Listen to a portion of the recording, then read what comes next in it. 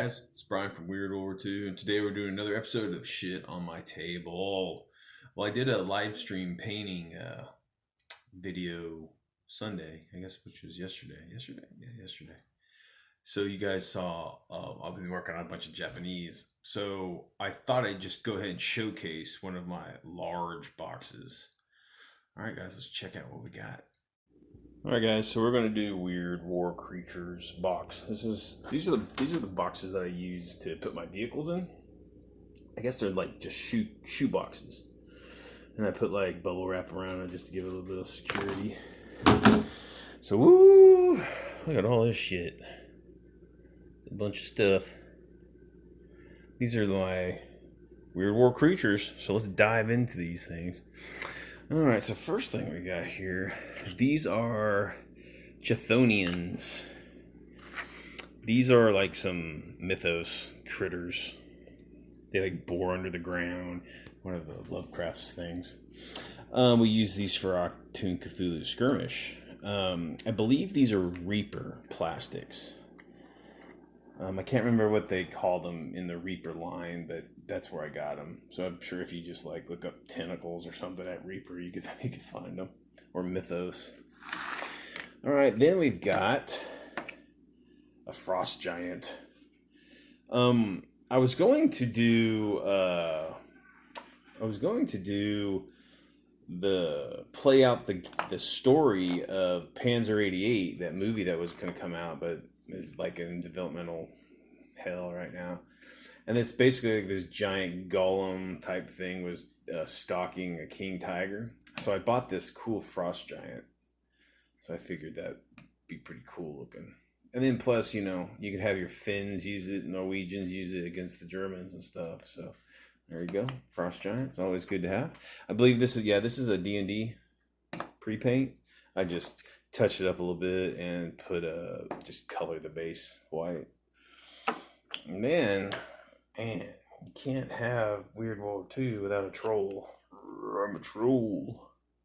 This is another D&D. It might be a Pathfinder. No, it's a D&D pre-paint. These things are really great, guys. If you ever get a chance to, pick these up, buy some. I think I got these a lot of these I got at like secondhand bins and stuff at like cons and stuff. So you get them pretty cheap. But yeah, so this is, when your Germans are up in Norway, the trolls come out. Any kind of mythology that has trolls in play. There you go. Let me give you a size example. This is a warlord.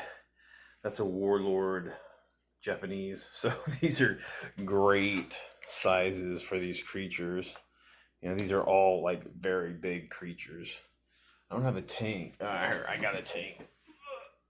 This is a 148 35 LZ 35 Czech tank. So yeah, you can see the size comparison right there to these creatures, all this stuff. So they're pretty big. So if you're looking for giants kicking ass, that's what you get. So there's a troll. Then these things, I don't know. These are called Thunder Blast Cyclones. And this is not the like D&D pre-paint. These things just look cool. They have like eyes in them. They could be like air elementals or whatever. But I was just going to use as some sort of like creature that would like attack like my units on the board. Just kind of like a third-party creature that would come out of nowhere and just start jacking things up. So got a couple of those. Those are pretty sweet.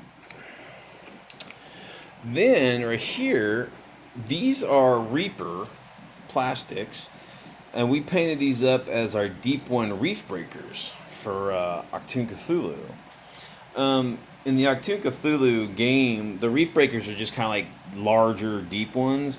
But I'm like, come on, let's make them really cool looking. So they got these like crab men. They look really cool. They're really great. They got like barnacle on their back and stuff. Great mini. And these things are like $5, like from Reaper. These are the Reaper plastics. They're fantastic. So pick up some of those for your seaside critters. All right, then. Ooh, look at that. I got myself a double-headed dragon. This is another pre-paint. This is oh god, it's I can't remember who made these. These are that German France. company We that come from makes France. that makes all those like dinosaurs and dragons and knights and stuff. They're all pre-painted. They're really nice. You get them at like hobby stores, and they're always sold next to like the Playmobil stuff. But yeah, this is just I just saw this. I'm like, this is fucking awesome. And again, for scale, I mean, there's a 28 millimeter Japanese. He's like, oh shit, I'm screwed. But you always gotta have a dragon. And I mean, the paint job on these are fantastic. Look at that, man. You don't even have to touch it. I mean, that's how it came, just exactly like that. So can't pass that up. Then here we go. We got ourselves a Pegasus. My kids are into. My daughter Lola was big into Pegasi, so I bought her one for her gaming. And it's another D&D pre-paint. So very cool. If you have like a character model or something, have Patton riding into battle on a Pegasus, that would drive on his M4s and M10s. Let's get them, you sons of bitches. So there you go. All right, then here we've got ourselves some dollar store dinos. Ooh, look at those. These, I believe, we got these at Walmart for $1 a piece. And what I did is I just touched them up a little bit, and then I did like a wash, like a gloss wash on them, and they turned out pretty good. We used these in our Eat Hitler game. We needed some carnivores, we needed some herbivores, and there you go. Rock and roll, easy stuff. There you go. Then this, I believe this is an action figure. I think that's Parasite. I think from the Kingdom Come. I don't know. I got that for $1 in some bargain bin. And I'm like, that thing looks twisted. So I just stuck it on a couple bases. And there you go. Some giant alien or some kind of, experiment gone wrong or something. So you gotta have some sort of giant critter. So there it is, giant critter. All right, then we got ourselves a fire elemental, giant fire elemental. This could either be like a fire. This is another D&D. This could be a fire elemental, or this could be like a superhero, or this could be a monster, or it's just like whatever the hell you want it to be. So just imagine whatever your game system, right, that you're playing. Nothing but flamethrowers. That's what he spews out. Flamethrowers all over the place. You know how deadly those things are. So there you go. Where's that? Then we're going to get into some of the Cthulhu stuff. I'm not sure who made these. I got these off of Etsy. I got this off of Etsy. It's some sort of Cthulhu. This is considered a star spawn. The star spawn were basically offspring of Cthulhu that are just basically his visage, but smaller. And they vary in size, but this is just kind of like a smaller one. Again, I don't remember who the miniature company was who made this, but it's a resin, and I believe I got it off of Etsy or eBay. I don't know. If you put up Cthulhu on Etsy or eBay miniature, you'll find it. It wasn't too expensive. I think I got it for like $5-6 or something. I think this was a while ago. There you go. And then I think it's the same guy who did these. These are hunting horrors. These are more Cthulhu critters. They just look awesome. The what are they called? The hunting horrors. Excuse me, hunting horrors. These things are basically like I believe these are basically like creatures that are sent out to hunt like a specific like target until it's dead, and that's all they're consumed with that. So I think they live. Actually, I take that back. I think I'm thinking of something else. I think I'm thinking of I don't remember. Actually, these things are in the dreamland. I believe they're floating around in the dreamland. So, but anyway, Cthulhu shit. They look badass. These can work as Asian. These could be Asian dragons, too, if you wanted, or whatever you want to do. Just winged serpent critters. Pretty sweet. Then this is the Bayaki. They're supposed to be like intergalactic kind of like creatures that can fly in space, and I guess Cthulhu creatures use them as mounts. But I'm not exactly sure where this is from, to be honest. I think I found it on eBay somewhere. It's a soft plastic. This might be from Reaper. So if you're looking for like a cool, like if story wise, a cool mount, your mythos stuff, this is what they use, the Bayaki mounts. That's pretty cool. Then we got this epic Dark Young. Mel painted that one up for us. Pretty good. This is a Reaper. This is a Reaper plastic. It's like $5, man. It's freaking awesome. But yeah, it's got mouths all over the place, and tentacles, and good stuff. Again, here's for scale against your 28 mils. Good looking model. Great. Get a couple of those bad boys. All right, then we've got some of the race of Yith. Got 4 of these guys. I believe this is from that Cthulhu game, Dare to Die or Cthulhu Must Die or something like that. This board game. But these things are awesome looking. So you got 2 of them that are just like, they're kind of just themselves. And then 2 of them have like a weapon. It's pretty sweet. And these guys, I want to say the story behind the Yith guys. I can't remember. I think these were the guys that were fighting against the Migo on Earth a long time ago. But I can't remember. My fucking brain sucks. But yeah, so just some epic Cthulhu creatures.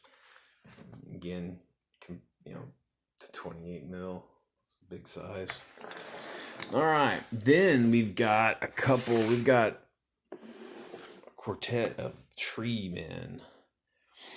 We've got, and these are all, I think these are all D&D or Pathfinder or something. Pre-paints. So you've got just kind of like a traditional tree man. So like I have a Forces of Nature army, and these are kind of the good tree men. And because they look like normal trees, but then these guys are the twisted ones. And this is called a Blackroot Treant. And this is just Treant. And those are, I believe, D&D pre-paints. So those are great, man. I've done some battle reports with these guys. And where did my Japanese dude disappear to? Uh-oh, he got eaten by oh, there he is. So you can see the size. They're pretty big. You can stick them in here. You can put a couple of your dwarves up there, your halflings, and put your orcs in there. Squash. There you go. There's those guys. Then here, these I call the Fallen. They're just, you can get these free on cults. And they're just like these shadow, entities.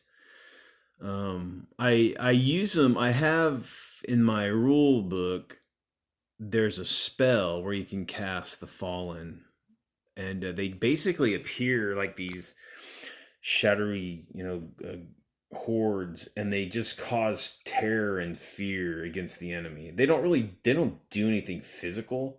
It's just like a total psychological thing. So I made a couple of them with grass, and then there's one like for desert, and there's one for like the snow. But yeah, they're just like these apparitions that show up and just cause fear and terror amongst the enemy. All right. And then last, we've got a bunch of twisted trees. These are from the old horror clicks. I believe there was like a terrain pack or something. And I was able to, and it has a bunch of other crap, but I was able to get these individually on eBay a long time ago.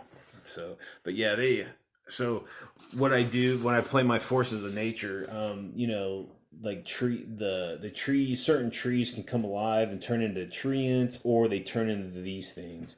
And they usually, like, their roots come to life and grab you like tentacles, and then they, like, you know, bat you with their limbs and stuff and kill you. So, you know, you gotta be careful in the woods when you're fighting against the forces of nature. But yeah, so that's all that fits in that box right there. So, woo, bunch of stuff. All right, guys. So, just another showcase of some of the stuff I have. Most of it's painted, which is cool, but most of it was pre-painted. So, but yeah. So, hope you enjoyed it. And just, you know, give you some ideas of picking up stuff to add to your Weird War battlefields. You can pretty much use anything, guys. That's what makes Weird World War II so awesome. You can use anything from anywhere and just work it into your story. All right, guys. So whatever you do, keep it weird. See ya.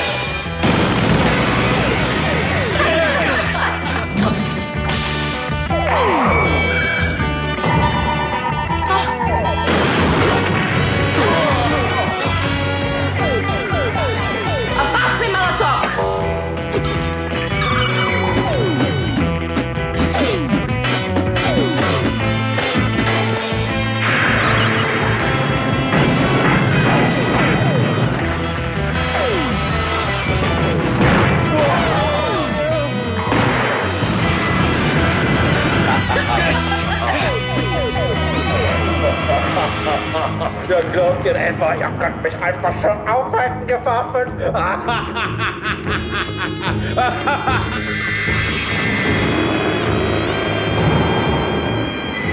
Oh no, we killed Hitler's clone. Siegershandschuhe!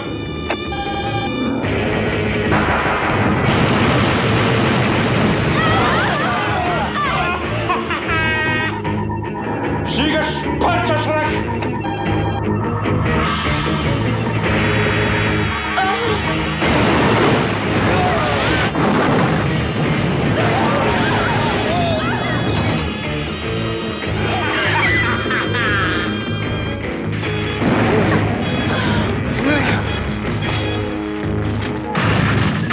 What happened? Реактор теряет мощь. Can we fix it? Нам нужно восстановить цепь. Siegerspistole!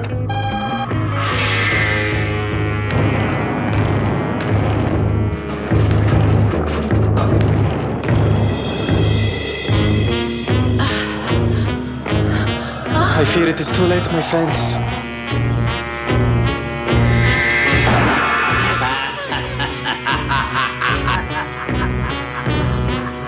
Ha ha ha!